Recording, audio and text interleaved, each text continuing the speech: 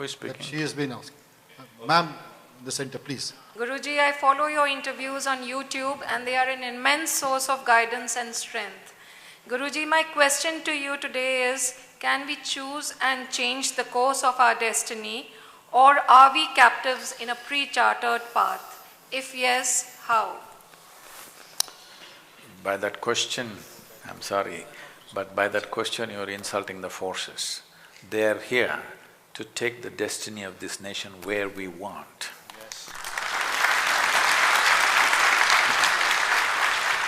They're not there to sit there and think fate will take us where it takes us. No, to take the course of this nation where we want. That is why the forces, that is why many other forces inside the country also, not just the security forces, various other forces of business and enterprise and everything is towards taking our destiny into our hands. When you do not take your destiny into your hands, you think it's your fate. Yes, it is. We must understand this. This is one culture. This is the one and only culture in the entire world which has taught you for a long time that your life is your karma. What this means is, your life is your making.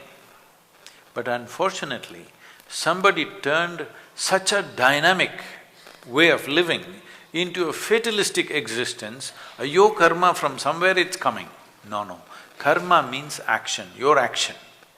Karma means, when you say my life is my karma, it means I am the maker of my life. This is the only culture. I want you to understand this is a godless culture.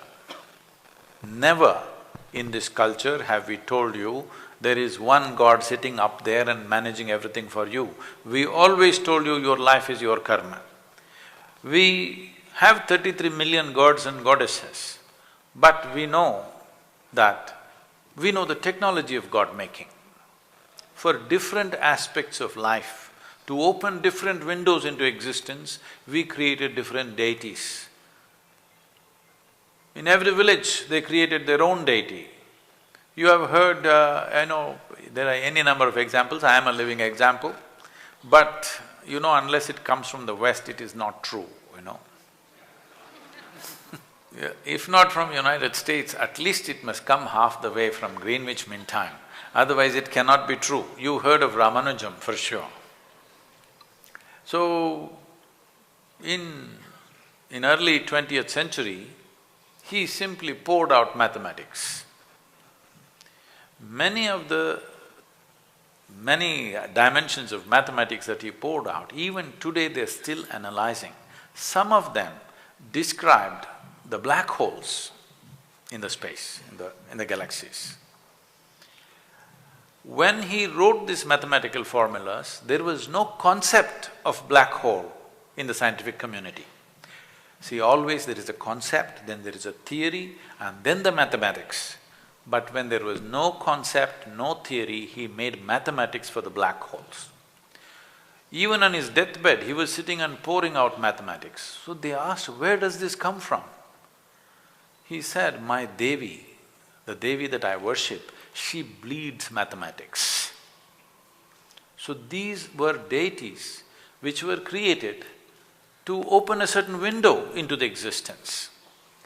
And we created various kinds of deities. If you want protection, one kind; if you want love, another kind; if you want wealth, another kind. Like this, various deities we created to open up that dimension. It's just… see, if you do not know this, in South it is still… this terminology is still there. We call the deities still yantras. The word yantra literally means a machine. Today we have various kinds of machines. We have a microphone.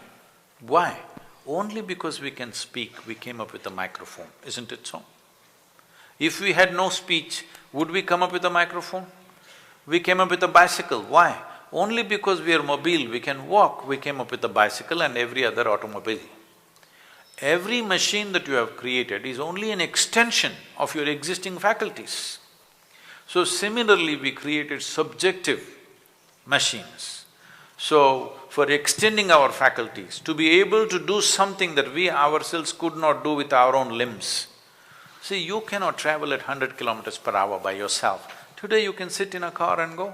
You can go at 800 kilometers per hour on an airplane or more. So these are machines created by us, but they do things that we could not do ourselves. So similarly, we created subjective machines which we called as yantras or deities or murtis, which could do what we could not do. We have always… this is the only culture which has been conscious, God is our making. Everywhere else, this awareness has not been there, but unfortunately, we've gotten into this mode of fatalistic way of looking at our karma. Karma means the most dynamic way to exist, that is, my life is my making. Guruji, Shashat Pranam, post-truth era.